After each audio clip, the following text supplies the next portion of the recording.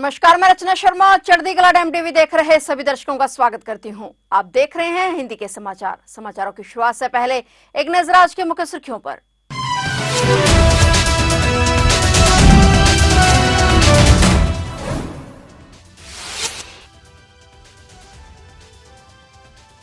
महाराष्ट्र में आज शपथ ग्रहण समारोह। फडणवीस आज लेंगे मुख्यमंत्री पद की शपथ। कार्यवाहक सीएम शिंदे, अजीत बनेंगे डिप्टी सीएम।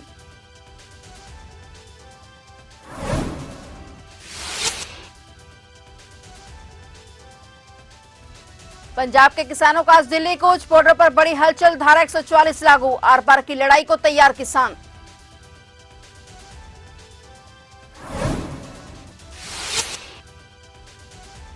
कुरुक्षेत्र में अंतर्राष्ट्रीय गीता महोत्सव का भव्य आगाज। हवन यज्ञ और सांस्कृतिक प्रस्तुतियों से सजी पहले दिन की छठा। हरियाणा पवेलियन का भी हुआ उद्घाटन।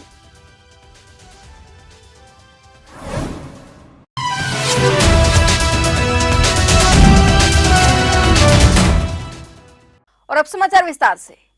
महाराष्ट्र में आज ऐतिहासिक दिन है। आज महाराष्ट्र में शपथ ग्रहण समारोह आयोजित किया गया है, जहां देवेंद्र फडणवीस मुख्यमंत्री पद की शपथ लेने वाले हैं। वहीं आज के इस भव्य शपथ ग्रहण समारोह में प्रधानमंत्री नरेंद्र मोदी भी शिरकत करेंगे। आज प्रधानमंत्री मोदी के नेतृत्व में एनडीए की ओर से देवेंद्र फडणवीस की सरकार शपथ लेगी। अगले 5 साल तक देवेंद्र फडणवीस, अजीत पवार और एकनाथ शिंदे ने महाराष्ट्र को प्रगतिशील, विकासशील बनाने का दावा पेश किया है। और सीएम देवेंद्र फडणवीस के शपथ ग्रहण समारोह के लिए मुंबई में कई राज्यों के मुख्यमंत्री और कई बड़े नेता पहुंचे हुए हैं। प्रधानमंत्री मोदी, कई केंद्रीय मंत्री और विभिन्न राज्यों के मुख्यमंत्री और उप मुख्यमंत्री इस समारोह में शामिल होंगे। वहां 40,000 भाजपा समर्थकों के बैठने के लिए विशेष व्यवस्था की गई है और विभिन्न धर्मों के नेताओं सहित 2000 गणमान्य लोगों के लिए अलग से बैठने की व्यवस्था की गई है। वहीं शपथ ग्रहण समारोह के दौरान सुरक्षा के लिए 4000 से अधिक पुलिस कर्मियों को तैनात किया गया है। मुंबई के आजाद मैदान में होने वाले शपथ ग्रहण में देवेंद्र फडणवीस आज तीसरी बार सीएम पद की शपथ लेने वाले हैं। महायुति में शामिल शिवसेना प्रमुख और कार्यवाहक सीएम एकनाथ शिंदे और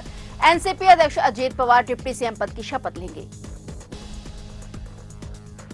नोएडा के किसानों के बाद आज पंजाब के किसान दिल्ली कूच कर रहे हैं और किसान मजदूर मोर्चा के प्रमुख सरवन सिंह पंदेर ने दिल्ली कूच के लिए आर पार की लड़ाई का ऐलान करते हुए किसानों को आज शाम 6 बजे तक शंभू बॉर्डर पर पहुंचने का आह्वान किया है। उन्होंने कहा कि किसानों के हित के लिए संगठन आर पार की लड़ाई को तैयार हैं और वह किसानों की मांग के लिए दिल्ली जाना चाहते हैं और उन्हें वहां जाने से अब कोई भी नहीं रोक सकता। पंदेर ने कहा कि हम सरकार की किसी भी सख्ती से डरने वाले नहीं हैं। उन्होंने कहा कि किसान संगठन की ओर से प्रशासन को पहले ही इस बारे में क्लियर कर दिया गया है। किसान नेताओं के आह्वान पर बड़ी संख्या में किसान शंभू बॉर्डर पर पहुंच रहे हैं और वहीं पुलिस ने शंभू बॉर्डर पर धारा 144 संबंधित नोटिस भी चिपकाए हैं। अंबाला की तरफ से शंभू बॉर्डर पर पुलिस लगातार गश्त कर रही है।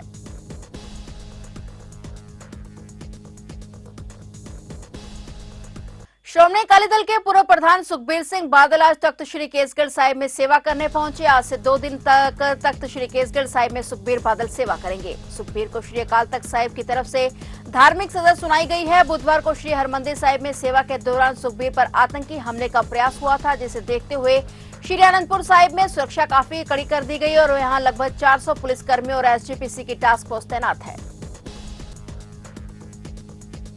ਪਹਿਲਾਂ ਨਾਲੋਂ ਬਹੁਤ ਪੁਖਤਾ ਇੰਤਜ਼ਾਮ ਨੇ ਜਿਹੜੇ ਇੰਤਜ਼ਾਮ ਅੱਜ ਨੇ ਇਹ ਕੱਲ ਤੇ ਪਰਸੋਂ ਵੀ ਹੋਣੇ ਚਾਹੀਦੇ ਸੀ। ਕਾਫੀ ਅੱਜ ਅੱਗੇ ਨਾਲੋਂ ਠੀਕ ਇੰਤਜ਼ਾਮ ਜਿਹੜੇ ਉਹ ਪ੍ਰਸ਼ਾਸਨ ਵੱਲੋਂ ਕੀਤੇ ਗਏ ਆ ਤੇ ਉੱਥੇ ਨਾਲ ਦੀ ਨਾਲ ਸਾਡੇ ਸ਼੍ਰੋਮਣੀ ਗੁਰਦੁਆਰਾ ਪ੍ਰਬੰਧਕ ਕਮੇਟੀ ਦੇ ਜਿੰਨੇ ਵੀ ਟਾਸਕ ਫੋਰਸ ਦੇ ਵਰਕਰ ਨੇ ਜਾਂ ਹੋਰ ਸਾਡੇ ਮੁਲਾਜ਼ਮ ਨੇ ਉਹਨਾਂ ਵੱਲੋਂ ਵੀ ਚੱਪੇ ਚੱਪੇ ਤੇ ਜਿਹੜੀ ਉਹ ਨਜ਼ਰ ਰੱਖੀ ਜਾ ਰਹੀ ਹੈ ਤੇ ਸਤਿਗੁਰੂ ਗੁਰੂ ਗੋਬਿੰਦ ਸਿੰਘ ਮਹਾਰਾਜ ਕਿਰਪਾ ਕਰਨ। ਜਿਵੇਂ ਕੱਲ੍ਹ ਕਿਰਪਾ ਕੀਤੀ ਹੈ ਉਸੇ ਤਰ੍ਹਾਂ ਜਿੰਨੇ ਵੀ ਦਿਨ ਬਾਕੀ ਰਹਿੰਦੇ ਨੇ ਸੇਵਾ ਦੇ, ਕਿਉਂਕਿ ਵੱਡੀਆਂ ਸ਼ਖਸੀਅਤਾਂ ਦੀ ਸਿਕਿਉਰਿਟੀ ਦਾ ਵੀ ਓਡਾ ਹੀ ਵੱਡਾ ਰਿਸਕ ਹੁੰਦਾ। ਗੁਰੂ ਗੋਬਿੰਦ ਸਿੰਘ ਮਹਾਰਾਜ ਕਿਰਪਾ ਕਰਨ, ਉਹਨਾਂ ਦੇ ਤਖ਼ਤ ਸਾਹਿਬ 'ਤੇ ਸਰਦਾਰ ਸੁਖਬੀਰ ਸਿੰਘ ਬਾਦਲ ਆਪਣੇ ਸਮੁੱਚੇ ਸਾਥੀਆਂ ਨਾਲ ਸੇਵਾ ਕਰਨ ਲਈ ਆਏ ਨੇ। ਗੁਰੂ ਸਾਹਿਬ ਕਿਰਪਾ ਕਰਕੇ ਉਹਨਾਂ ਦੇ ਅੰਗ ਸੰਗ ਸਹਾਈ ਹੋਣ, ਉਹਨਾਂ ਨੂੰ ਹੋਰ ਜ਼ਿਆਦਾ ਮਨੋਬਲ, ਤਨ ਦੀ ਸ਼ਕਤੀ ਤੇ ਮਨ ਦੀ ਸ਼ਕਤੀ ਬਖਸ਼ਣ। अमृतसर में जिला देहाती में पड़ते थाना मजीठा के अंदर एक अज्ञात शख्स ने हैंड ग्रेनेड फेंक दिया। ग्रेनेड थाने के बिल्कुल अंदर खुली जगह पर फेंका गया, जिसके बाद जबरदस्त धमाका हुआ। हरकत में आई पुलिस ने तुरंत थाने के गेट बंद कर दिए। धमाके की आवाज सुनकर आसपास के लोग भी मौके पर जमा हुए। सूचना मिलने पर एसपी चरणजीत सिंह, डीआईजी सतेंद्र सिंह तुरंत मौके पर पहुंचे। जांच शुरू कर दी गई। जानकारी के मुताबिक रात करीब 11 बजे थाना मजीठा में पुलिस अपनी ड्यूटी पर तैनात थी और इसी दौरान बाहर से गया शख्स ने एक हैंड ग्रेनेड फेंका और 6 दिन में यह दूसरा धमाका है। 6 दिन पहले जिला शहरी इलाके में बंद पड़ी चौकी गुरुबख्श नगर पर भी इसी तरह हैंड ग्रेनेड फेंककर धमाका किया गया था। इससे पहले 23-24 नवंबर की रात को थाना अजनाला के बाहर आईडी लगाकर उड़ाने की योजना को खुलासा हुआ था और पिछले 15 दिनों में 3 घटनाएं हो चुकी हैं। अब तक पुलिस इन घटनाओं के पीछे कौन आरोपी है ना तो उसका पता लगा पाई है और न ही किसी को गिरफ्तार किया जा सका है। सुखबीर बादल पर हमले के बाद पूरे जिले में पुलिस अलर्ट थी। इसके बावजूद देर रात थाने में हैंड ग्रेनेड से धमाका किया गया। हालांकि इस मामले में पुलिस ने कहा था कि एक पुलिसकर्मी अपनी मोटरसाइकिल में हवा भर रहा था और ट्यूब में हवा भरने के कारण विस्फोट हो गया। फिलहाल जांच जारी है। टायर ਦਾ ਪਟਾਕਾ ਪਿਆ ਸੀ, ਟਾਇਰ ਦੇ ਪਟਾਕੇ ਦੀ ਕਿਸੇ ਨੇ ਦੱਸਤਾ, ਗਲਤ ਆਪਣਾ ਨਿਊਜ਼ ਚਲਾਤੀ ਕਿਸੇ ਨੇ ਤੇ ਕੋਈ ਇਹੋ ਜਿਹੀ ਗੱਲ ਨਹੀਂ ਹੈਗੀ। ਲੇਕਿਨ ਸਰ ਕੁਝ ਮੀਡੀਆ ਕਰਮਚਾਰੀਆਂ ਦੇ ਮੋਬਾਈਲ ਖੋਏ ਗਏ ਨੇ, ਕਹਿੰਦੇ ਵੀਡੀਓ ਡਿਲੀਟ ਕੀਤੀਆਂ ਗਈਆਂ ਨੇ। ਕਿਸੇ ਵੀ ਮੀਡੀਆ ਦਾ ਮੋਬਾਈਲ ਨਹੀਂ ਖੋਇਆਗਾ, ਕਿਸੇ ਮੀਡੀਆ ਦੀ ਵੀਡੀਓ ਡਿਲੀਟ ਨਹੀਂ ਕੀਤੀ ਕਿ ਨਾ ਕੋਈ ਇਹੋ ਜਿਹੀ ਗੱਲ ਹੋਈ। 2 ਵਾਰ ਪਹਿਲਾਂ ਮੈਂ ਬਾਈਟ ਦੇ ਚੁੱਕਾ, ਕੋਈ ਇਹੋ ਜਿਹੀ ਗੱਲ ਨਹੀਂ। ਜਿਹੜਾ ਮੋਟਰਸਾਈਕਲ ਦੀ ਟਾਇਰ ਕਿੱਥੇ ਆ? ਮੋਟਰਸਾਈਕਲ ਕਿੱਥੇ ਆ?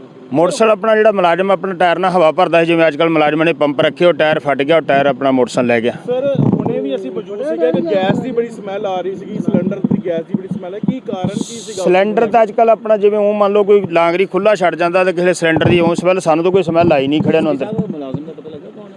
ਮੁਲਾਜ਼ਮ ਜੇ ਮੈਂ ਪੁੱਛੂੰਗਾ ਸਵੇਰੇ ਸਾਰੇ ਇਕੱਠੇ ਕਰਕੇ ਵੀ ਮੁਲਾਜ਼ਮ ਆਪਣਾ ਜਿਹੜਾ ਆਪਣਾ ਕਿੰਨੇ ਹਵਾ ਭਰੀ, ਕਿਉਂ ਪੰਪ ਲਿਆਂਦਾ, क्यों अपना थाने के अंदर हवा भरी।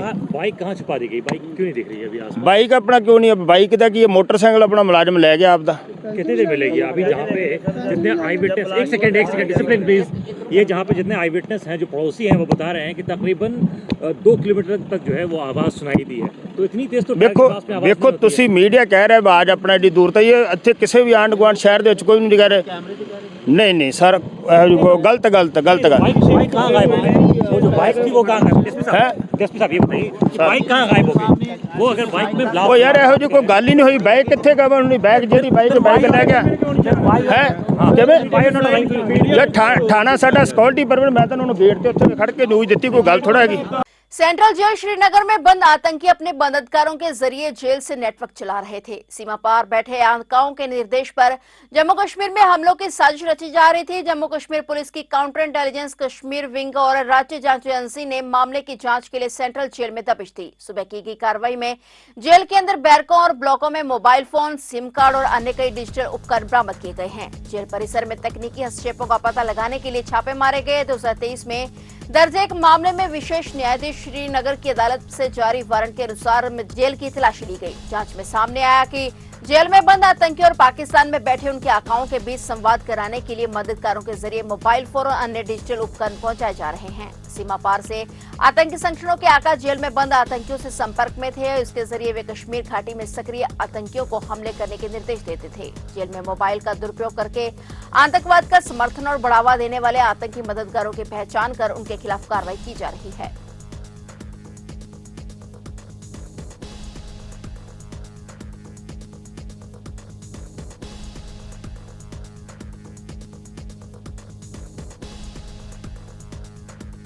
कुरुक्षेत्र में ब्रह्मसरोवर पूजन और गीता हवन पूर्ण आहुति के साथ दिन की शुरुआत हुई। राज्य स्तरीय जनसंपर्क विभाग की प्रदर्शनी और हरियाणा पवेलियन का उद्घाटन भी किया गया। कार्यक्रम में कुरुक्षेत्र विश्वविद्यालय के सभागार में गीता सेमिनार का आयोजन किया गया। इस अवसर पर हरियाणा के मुख्यमंत्री नायब सिंह सैनी, केरला के राज्यपाल आरिफ मोहम्मद खान और जांजगीर के संस्कृति और खेल मंत्री टीएम मविता ने कार्यक्रम का उद्घाटन किया। हरियाणा के मुख्यमंत्री नायब सिंह सैनी ने स्वयं पूजन किया और हवन यज्ञ में आहुति डालकर इस शुभ अवसर का नेतृत्व किया। सुबह 10 बजे ब्रह्मसरोवर पूजन और गीता हवन पूर्ण आहुति के साथ दिन की शुरुआत हुई। राज्य स्तरीय जनसंपर्क विभाग की प्रदर्शनी और हरियाणा पवेलियन का उद्घाटन भी किया गया। कार्यक्रम में कुरुक्षेत्र विश्वविद्यालय के सभागार में गीता सेमिनार का आयोजन किया गया, जिसमें राज्यपाल बंडारू दत्तात्रेय, उत्तराखंड के राज्यपाल लेफ्टिनेंट जनरल सेवानिवृत्त गुरमीत सिंह के साथ कई विशिष्ट अतिथि शामिल हुए। शाम 6:30 बजे ब्रह्मसरोवर के मुख्य मंच पर प्रसिद्ध गायक हंसराज हंस ने अपनी प्रस्तुति से दर्शकों को मंत्रमुग्ध करेंगे और आमजन की सुरक्षा और सुगम व्यवस्था सुनिश्चित करने के लिए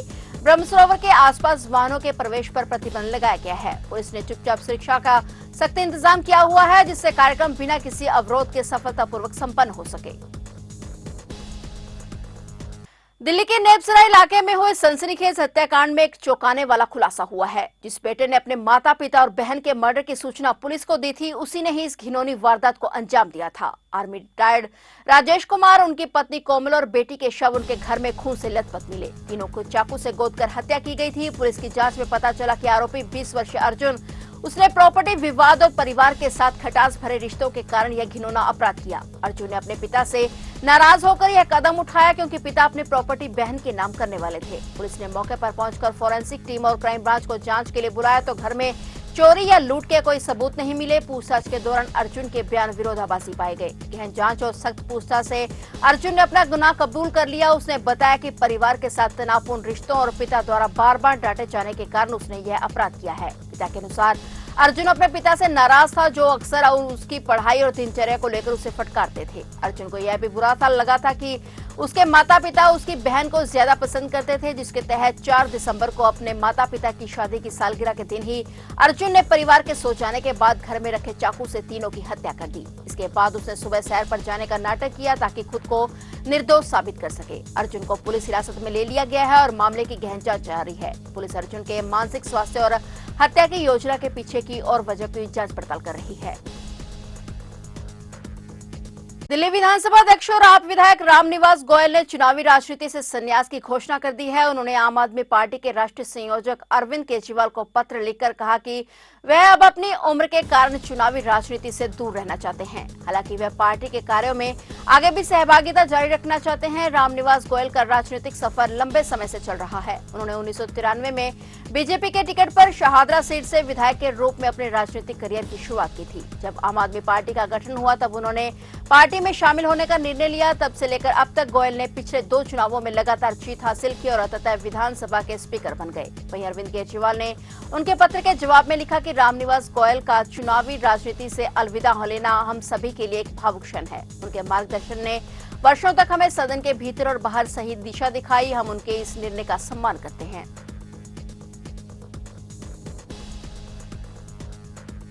बूढ़े नाले को लेकर चल रहे संघर्ष के बीच जत्थेदार ज्ञानी हरप्रीत सिंह का बयान सामने आया है। जत्थेदार ज्ञानी हरप्रीत सिंह ने कहा कि पानी को दूषित करना इंसानों को कत्ल करने के समान है। उन्होंने कहा कि सरकारों को चाहिए कि वे अपने कर्तव्य को पहचानें और उसका पालन करते हुए पानी को दूषित होने से रोकें, क्योंकि गुरुबानी में पानी को पिता का दर्जा दिया गया है। देखो, पानी नूं गुरबाणी दे विच बहुत सत्कारिया गया। पहला पानी जियो है।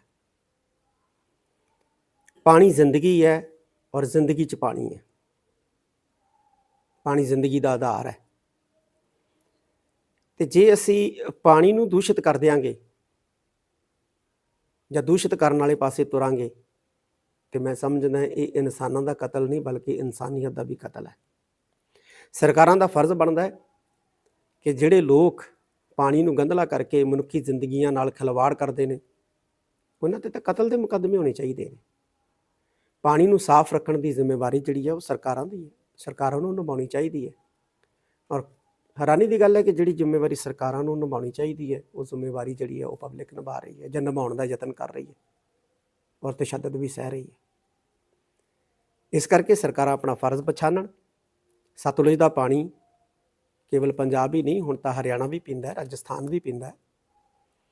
ते जिस पानी नूं पीण दे नाल कैंसर वर्गियां महामारियां जिहड़ियां पैदा हो रही हैं, लोग मर रहे हैं, ਲੱਖਾਂ रुपया का खर्च हो रहा है, उन्हां परिवारां दा जिहड़े पहले ही मंदहाली की जिंदगी जिउ रहे हैं तो उन्होंने इस कष्ट चों कढ़ना, उस पीड़ा चों कढ़ना सरकारां दा फर्ज बनदा। सरकारां अपना फर्ज पछाणन ते दरिया जिहड़े है साफ रखण लई चाराजोई जिहड़ी है वो जरूर करन। फ्रांस में हुए चौंकाने वाले राजनीतिक घटनाक्रम में वहां सरकार गिर गई। प्रधानमंत्री माइकल बर्नियर की सरकार संसद में पेश हुए अविश्वास प्रस्ताव में हार गई, जिससे देश में राजनीतिक अस्थिरता पैदा हो गई है। फ्रांस के 60 साल के इतिहास में ऐसा पहली बार हुआ है जब संसद के निचले सदन ने मौजूदा सरकार के खिलाफ मत दिया है। माइकल बर्नियर की सरकार के खिलाफ कट्टर वामपंथी दल ने अविश्वास प्रस्ताव पेश किया था, जिसे मरीन ली पेन के नेतृत्व वाली धुर दक्षिणपंथी दल का भी समर्थन मिला। फ्रांस में 3 महीने पहले ही आम चुनाव हुए थे जिनमें किसी भी पार्टी को बहुमत नहीं मिला था। मरीन ली पेन की पार्टी के समर्थन से गठबंधन सरकार का नेतृत्व माइकल बर्नियर ने संभाला। हालांकि अब अगले साल के बजट को लेकर बात बिगड़ गई और बर्नियर सरकार के खिलाफ सोमवार को अविश्वास प्रस्ताव पेश कर दिया गया, जिसे मरीन ली पेन की पार्टी ने भी समर्थन दिया और बर्नियर की गठबंधन सरकार गिर गई। फ्रांस की संसद के 570 सांसदों में से 331 सांसदों ने सरकार के खिलाफ मत दिया। प्रधानमंत्री बर्निए अपना इस्तीफा राष्ट्रपति इमैनुअल मैक्रों को सौंपेंगे। अब बर्निए की सरकार गिरने के बाद राष्ट्रपति इमैनुअल मैक्रों की भी मुश्किलें बढ़ गई हैं और उनसे भी इस्तीफा देने की मांग की गई है। हालांकि राष्ट्रपति मैक्रों ने इससे इनकार कर दिया है। तो आप देख रहे थे हिंदी के समाचार और नए समाचारों के साथ फिर से हाजिर होंगे। तब तक के लिए देखते रहिए चढ़ती कला टाइम टीवी और मुझे दीजिए इजाजत। धन्यवाद।